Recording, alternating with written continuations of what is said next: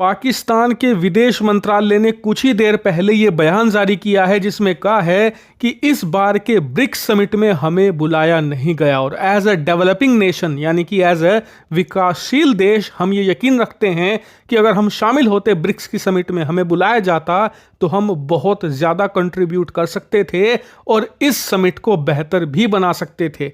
इसीलिए हम फिर से उम्मीद करते हैं कि हमारी जो मेंबरशिप की रिक्वेस्ट है वो एक्सेप्ट की जाएगी, हमें एज अ मेंबर शामिल किया जाएगा ब्रिक्स में और हम इसमें कंट्रीब्यूट कर पाएंगे। नहीं, पाकिस्तान के जितने भी न्यूज़ चैनल्स हैं, जितने भी एक्सपर्ट्स हैं, सब इस बात को देखकर हैरान हैं कि चीन जैसे उनके पक्के यार के होते हुए ब्रिक्स में उन्हें इनवाइट नहीं किया गया। और ब्रिक्स की मेंबरशिप मिलना तो दूर की बात, इनकी जो बेइज्जती हुई है ना, वो तो अलग ही लेवल पर है। दरअसल इस समिट में बहुत सारे देशों को एज अ ऑब्जर्वर कंट्री के तौर पर भी बुलाया गया था। ऐसा मानकर चलिए कि ब्रिक्स एक क्रिकेट मैच है, उसमें भारत, रूस या फिर जो चीन है वो हिस्सेदार हैं और बहुत सारे देश ऐसे हैं जिन्हें दर्शक के तौर पर बुलाया गया है, जिन्हें देखना है कि ब्रिक्स कैसे काम करता है, कैसे फैसले लिए जाते हैं, कि वो देश भी सीख सकें कि जो शक्तिशाली ग्रुप हैं वो कैसे काम करते हैं, उनके साथ मिलकर कैसे कोऑपरेशन करना है।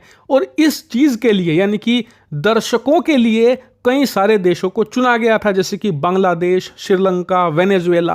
लेकिन आप जानकर हैरान होंगे कि पाकिस्तान को दर्शक दीर्घा में भी बैठने की जगह नहीं मिली, इन्हें एज अ ऑब्जर्वर भी नहीं बुलाया गया। जबकि पाकिस्तान को उम्मीद थी कि हाल ही में रूस के साथ इनके संबंध बेहतर हुए हैं, रूस के प्रधानमंत्री पाकिस्तान के दौरे पर भी आए हैं। ऐसे में इन्हें यकीन था कि भले इन्हें मेंबर ना बनाया जाए लेकिन कम से कम ऑब्जर्वर के तौर पर यानी कि दर्शक दीर्घा में तो इन्हें जगह मिल ही जाएगी। लेकिन इन्हें तो लिटरली स्टेडियम से बाहर ही रखा गया, इन्हें किसी ने पानी तक नहीं पूछा। इसी को देखकर ये इतने ज़्यादा फ्रस्ट्रेटेड हैं। और दूसरी जो लिस्ट जारी हुई है नए मेंबर देशों की, जिन्हें ब्रिक्स प्लस में शामिल किया गया है, यानी कि ब्रिक्स के जो सदस्य देश हैं ना, उसके अलावा एक ब्रिक्स प्लस संस्था बनाई गई है जो कि ब्रिक्स के सदस्य देशों के साथ मिलकर काम करेगी। इसमें 13 देश हैं, देखिए आप स्क्रीन पर। उदाहरण के लिए Algeria, Belarus, Bolivia, Cuba, Indonesia, Malaysia, Nigeria जैसे छोटे छोटे देश हैं,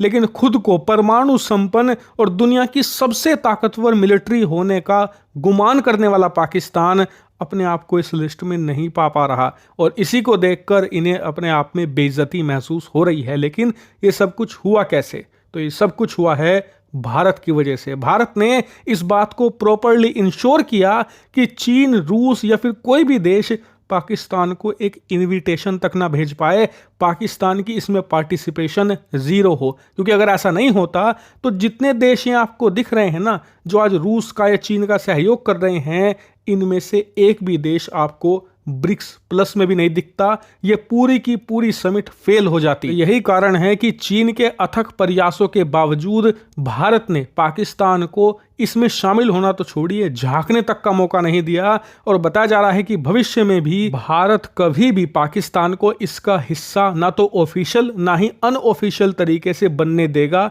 ये बात हमने क्लियर कर दी है रूस के सामने भी और चीनियों के सामने भी कि अगर आप भारत का पार्टिसिपेशन चाहते हो ब्रिक्स में, तो पाकिस्तान जैसे जो वंचित देश हैं यानी कि जो आतंक परस्त देश हैं, इन्हें दूर रखिए, वरना ब्रिक्स भूल जाइए।